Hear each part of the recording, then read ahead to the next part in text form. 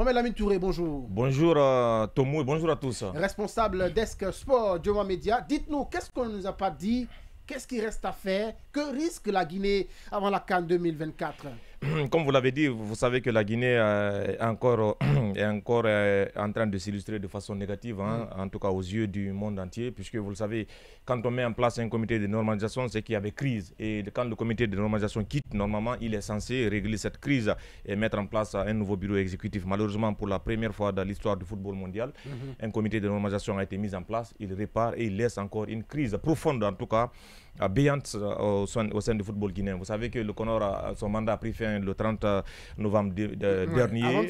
Avant-hier, donc le 30 novembre dernier. Aujourd'hui, là où on est, on parle, mais on n'a pas de fédération guinéenne de football. On n'a pas d'équipe dirigeante à la fédération guinéenne de football, ce qui est extrêmement grave. Vous l'avez dit, à quelques jours ou à quelques mois de la Coupe d'Afrique des Nations Côte d'Ivoire 2024. En ce moment, c'est le secrétaire général de la fédération guinéenne de football, Lansine Kabassan Keita, qui gère les affaires courantes, puisqu'il n'y a plus d'équipe dirigeante à la FEGIFOOT. Vous l'avez dit.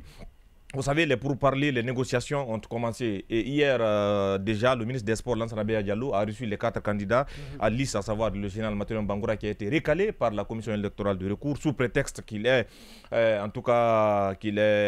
accusé de plusieurs chefs d'accusation ici à Conakry.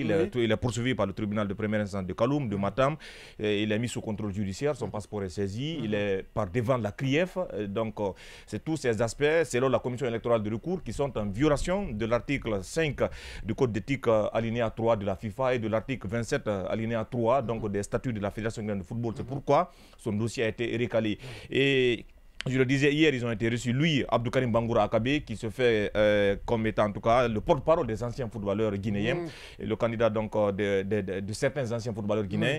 Il est là, il y a Almami Saïdou Silla aussi qui est là, tout comme Bouba Dina Sampil aussi, qui est représenté par le collectif pour la défense du football guinéen. Certains l'accusent d'être le FNDC donc, du football guinéen. Ce sont ces 4 candidats donc, qui ont été reçus hier par le ministre des Sports, Lansana Beya Diallo, et Lansana Beya Diallo qui, pour une sortie de crise, a souhaité à ce que les 3 autres qui sont à liste encore, parce qu'on le rappelle, ces 3 autres qui sont en liste, Mathurin est déjà éliminé par la commission électorale de recours, même si son camp a demandé déjà la révocation donc, de cette commission électorale de recours.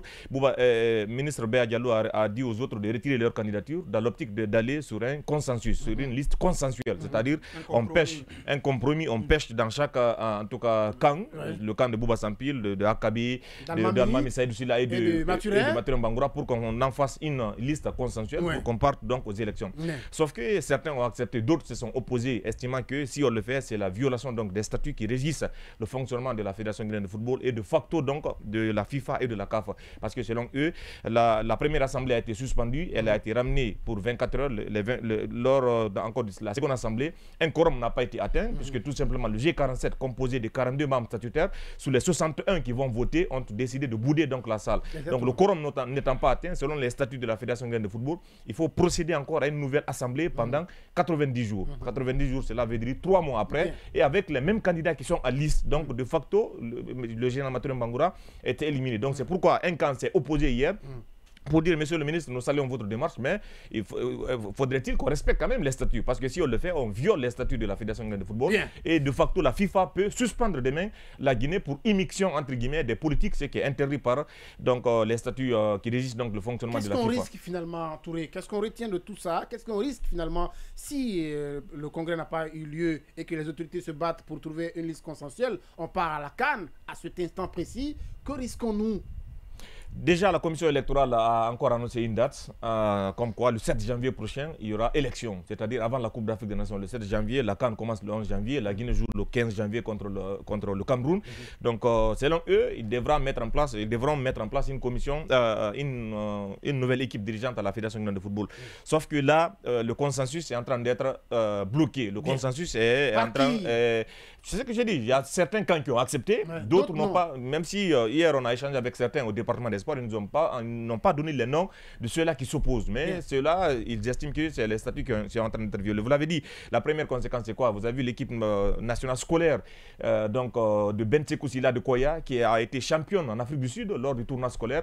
L'équipe a été disqualifiée par la FIFA. On devait abriter un tournoi ici en décembre, ça n'aura plus lieu. Ça c'est la première conséquence. La deuxième conséquence c'est que le championnat guinéen est suspendu, même si ce le lien n'est pas direct parce que tout simplement la Ligue guinéenne de football professionnel n'a pas de moyens, n'a pas donc de finances suffisantes en tout cas pour organiser le championnat guinéen.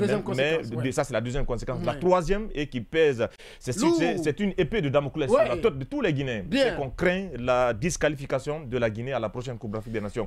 Mais ça c'est une hypothèse qui est loin pour le moment parce qu'il n'y a pas d'émission, il n'y a pas d'émission des politiques. C'est si par exemple le Premier ministre dit coûte que coûte, allez-y aux élections et choisissez telle personne. Ça on dit, ça c'est l'émission parce qu'il l'a fait de façon forcée. On peut le faire en amitié, voilà, dire à tout le monde, mais je pense que moi je dirais qu'on a commencé par ce qu'on devait, on termine par ce qu'on devait commencer. On devait commencer par appeler les gens, dire bon, entendez-vous, parce que c'est ce qui s'est passé à la CAF. À la CAF, il n'y a pas eu élection, il y a eu un consensus, mais avant donc d'aller aux élections. Mais là, on est allé aux élections, les listes ont été retenues, on dit maintenant retirez votre liste et allons-y donc aux élections, c'est vraiment compliqué. Merci pour ce décryptage en tout cas, c'est une première dans cette émission qu'on reçoit un responsable des sports spécialiste en la matière pour nous planter le décor. Merci beaucoup, merci pour ces éléments de compréhension. Messieurs, on l'a compris, depuis cette semaine on en parle, cette crise à la Feguifoot, m'a dit que sans frontières, je vous sens un peu parce que je sais pas moi, l'autre football risque gros. La Guinée est sur le gris avant la CAN, m'a dit qu'au temple CNRD. Comment vous percevez cela? Est-ce qu'il faut l'émission des autorités pour éviter le pire à la Guinée ou qu'est-ce qu'il faut? Parce que là, on a atteint la ligne rouge apparemment.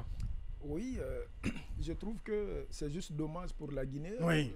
Pour moi, ça, c'est pas un gros problème qui va disqualifier. C'est pas un gros problème, m'a dit que... Non, c'est des Guinéens. C'est tous des Guinéens où ils doivent s'asseoir sur une petite table, choisir quelqu'un, tout simplement, et supporter l'équipe nationale. C'est dans ce sens.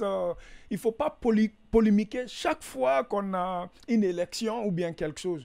Nous sommes tous des Guinéens. Moi, ma mentalité, on est 3 dans la salle. On veut choisir un chef. On voit qu'il y a une parmi nous qui a les critères mieux que les 2 autres. Acceptons et on supporte la personne. Et si la personne réussit, tout le monde a réussi. Donc, on a l'intérêt général. L'intérêt général, c'est ça qui fait défaut. Moi, c'est ça.